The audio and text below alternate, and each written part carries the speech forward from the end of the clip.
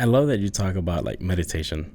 I don't think we do enough as a society. We don't talk about that enough. No, we don't. Like, it's got such an Eastern culture connotation to it, which I think is really funny because you don't need to subscribe to any Eastern beliefs to go into meditation. Yeah. You really don't. It really is a mastery of your own mind and an understanding of how your mind works. That's what meditation is. You're observing your mind, you're seeing the patterns, and then you're able to recognize them as they happen. That's like one of the best benefits of it. Yeah. Is that in the moment, the heat of a moment of something, you can notice your brain coming up with these thoughts and these reactions based on the energy or the emotion that you're feeling at the time.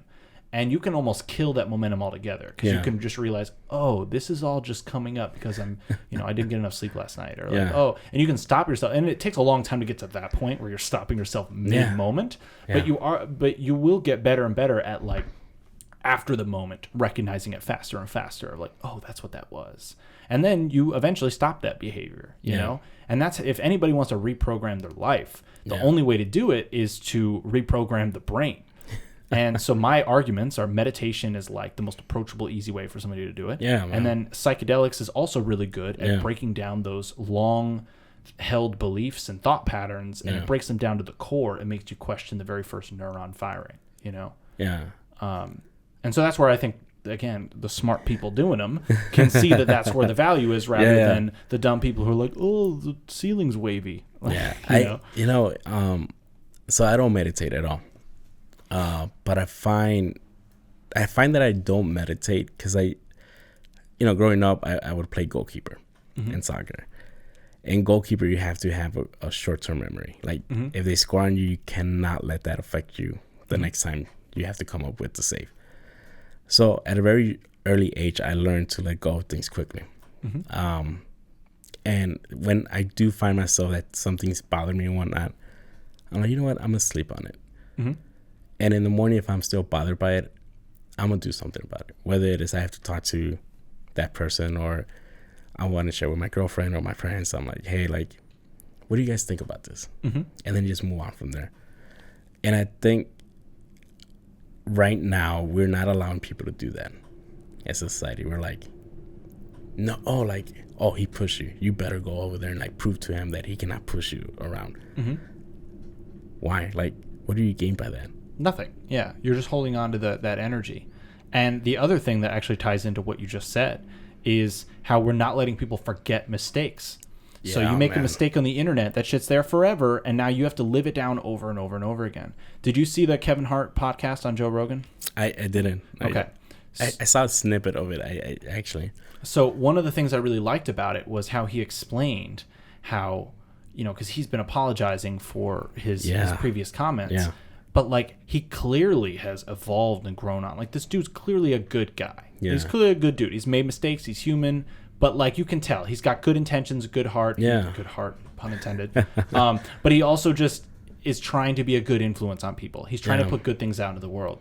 And so for somebody to keep harping on him on something that he's apologized for numerous times, has clearly moved on from, shows no signs of him still having any of those beliefs. Right. And yet we have people hounding him anyway, just because they found it. They dug it up and decided to bring it back up. Yeah. Like, that's insane to me. I think, if you want to bring something up that somebody said in the past and they're still showing those behaviors, then bring it up. Yeah. Context is key, right? Then it's like, all right, hey, this is a pattern and you haven't evolved. But if somebody had some controversial views in the past, but they clearly are a different person now, nobody's the same person as they were even yesterday. That's already an illusion. So to think that Kevin Hart somehow represents those ideas that he maybe expressed, several years ago, a decade ago. And then he's clearly a different person with different views now. It's like, why are we bringing that up? Yeah. It's not serving anything. Yeah. It's just a witch hunt. It also, family changes a lot, right? When you get married, you have a family, you have kids. You definitely want to be a better person. Like, my sister had my niece, and me seeing her have my niece at a young age, she has evolved into an amazing woman, like just amazing woman. And we go out to like dinner every once in a while, her and I, and we just talk about like life. We're not close as much as I would like for us to be close, but just seeing her like evolve into this amazing woman and like just charismatic about everyone. And seeing her care about my little niece is like, yo, like you grew up like from night and day. Like, yeah, it melts your heart too, because you're just like, man, oh man, like, it's good to see you evolve. Yeah, and I'm sure that Kevin Hart, like I think the comments that he made or whatever he did, I think that was before he had a family, wasn't it? Oh, it definitely was. Yeah, it was definitely before he had a family. But even so, it was like really early on in his comedic career too, where he was just, trying to push buttons, and that was people discover who they are as a comedian over time. Yeah, and you'll try different things for the shock value sometimes to really try to get some cheap laughs out of it. And he's not at that point anymore, right? He's got much better comedy. He's more thoughtful, has better setups, and that just comes with experience and stuff. And he also was really young, so it's like you got to think about the age too. Like, think about how many horribly offensive things baby boomers said when they were 20, right? Horribly offensive things, and yet none of it was recorded on the internet, so that they can all pretend like they never made a mistake in their life, but we as millennials, we're growing up in the age of the internet. We're making mistakes permanently. And then now we have this like cancel culture, and we're just like, somebody fucks up, all right, they're canceled, delete, unsubscribe. And like, that's like so extreme, And it's tough, man. And I think for sure the importance of a pathway to redemption is huge. We need to have a way to be like, all right, you fucked up. Let's make sure you acknowledge it.